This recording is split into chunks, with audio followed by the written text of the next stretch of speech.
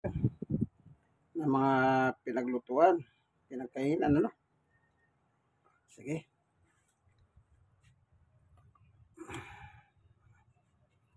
Yan. Linisin muna natin to, ano? Ganito ginagamit ko pang paste, ano?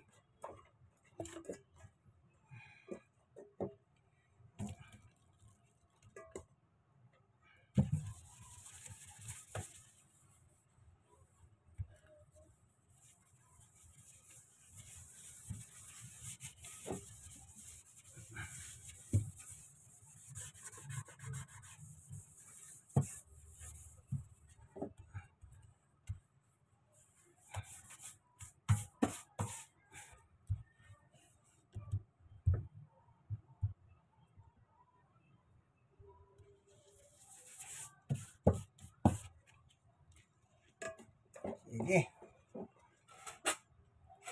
Nailangan ito mga ito.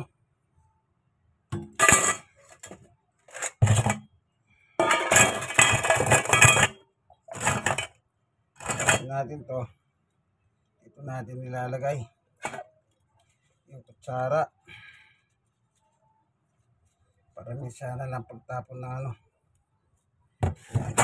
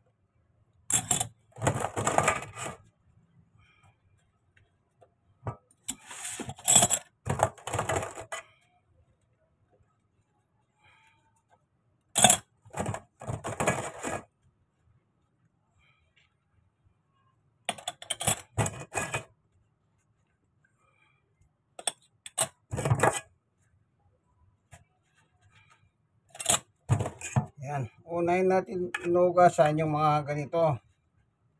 Kasi hindi po plastic ito eh. Mga stainless ito, ano? Metal. Yan.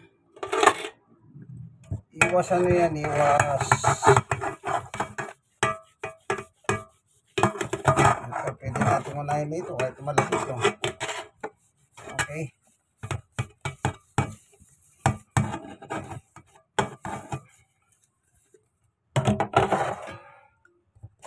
Unahin natin ito.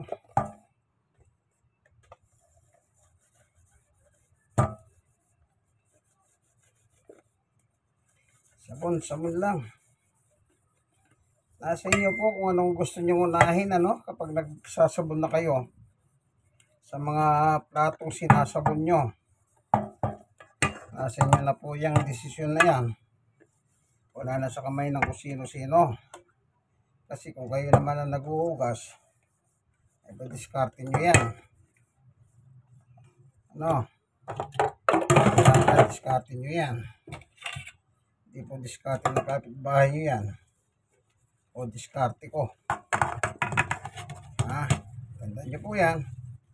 Basta ikaw ang nag-uugas ng plato, diskarte mo yan. Hindi nangungunahin mo. Nasa iya kung saan ka maginawa. At parang practical. Ika nga. Ngayon ako naman, wala naman akong sinusunod na formula. Basta natanggal ko na yung mga dumi. Tinanggal ko muna. Then pagkatapos yan, pagsabon na. Nasa inyo, kung hindi nyo tatanggalin yung kanin-kanin, kung ano man yan, eh nasa inyo rin yan. Pero kung mas maganda, tanggalin nyo muna yung mga kanin-kanin para wala nang sagabal. Ganun lang po. Kaya sabi ko nga po, kanya-kanya lang ng parahan yan. Kung ano yung pamamaraan mo, ikaw nakaharap na sa ugasin, bahala ka. Gawin mo yung sa tingin mo na nababagay sa iyong ginagawa. Gusto mo, meron ka radyo, may music, nakikinig ka ng drama. Nung unang panahon po, ganyan eh. Aba nag-uugas sa Pampanga ron, nakikinig kami ng drama. Nung mga bata kami, nakikinig muna kami ng drama sa DCRH. Kung saan ang meron drama nung araw. Wala pa masyadong TV noon eh. Bibira meron TV noon. Radyo meron, transistor. Hindi baterya. Nakikinig kami drama. Naalala niyo pa ba si ano bang drama yan? Si Matar. Si Matar, Ramon Team Principe. Ewan ko. Natatandaan niyo pa yun.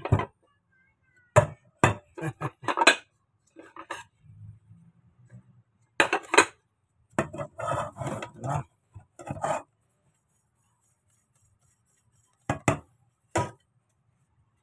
Nung araw eh, dahil medyo mahirap ang buhay pag wala kang TV. Noon masarap ng buhay mo pagka nagkaroon ka ng TV nung araw. Kaya ang dami nagbibigay pahulugan ng TV noon, mura lang. Black and white. Basta importante may TV ka. Pag may TV ka, parang mayaman ka eh. Eh bakit? Kapitbahay mo sa'yo nanonood eh. Ang araw yun. Nasabi ko sa inyo. Ang araw na kano lang ang TV nun. Black and white. Wala pa malagit TV nun. Katamtaman lang ang TV nun.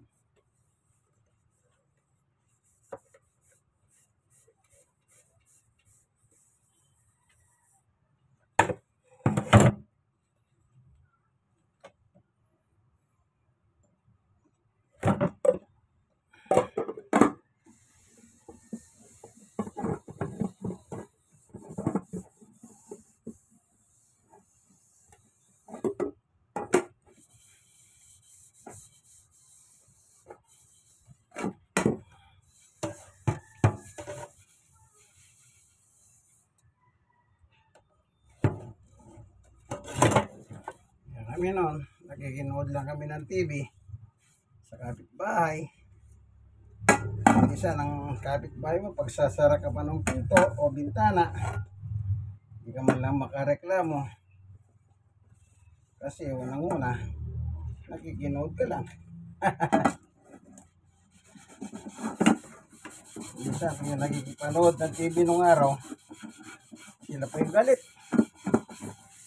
Kapag siyempre, kung inaantok na yung may bahay,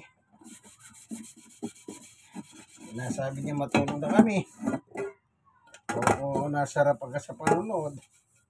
Pag pinatay mo nila yung TV, galit ka. Gagalit ka. Hindi po ba ganyan? Yan kayo. Nagagalit din kayo siguro. Inaris lang natin yung sabon, ano? Bawas sabon. Bagamat hindi naman kailangan tanggalin, pero mas natanggalin yung sabon para pag binabanlawan mo, lieseran sabon. Saka ano lang,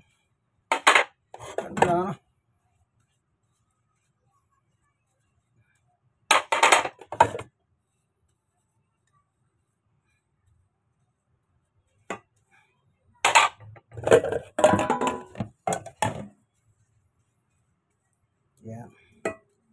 Bago natin banlawan, tanggalin na natin at maaari yung sabon.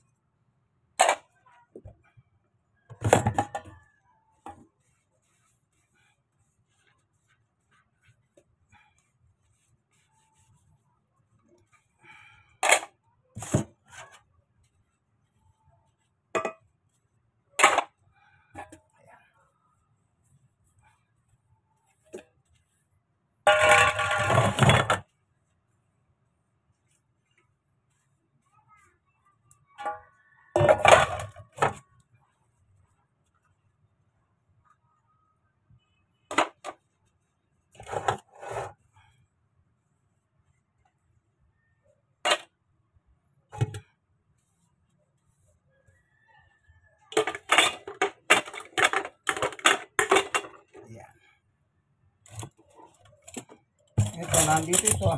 Yan, o. Okay. O yun, nandito yung sabon, o. Ganun lang diskarte.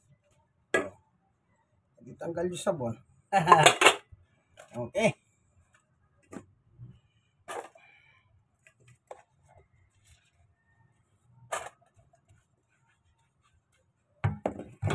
Linisin natin ito.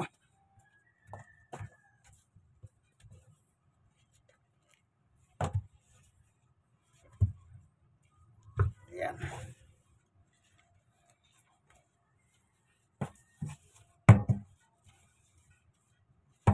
Okay. Anong susunod natin gagawin? Banlaw. Babalawan na natin yung sinabon. Yan. Okay.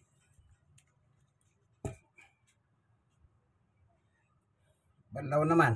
Ha? Patay pang banlaw. Ano po? Yan. So, tapos na po yung sabunin. Anong susunod natin gagawin? Ito. Susunod. Babalaw tayo. Yan.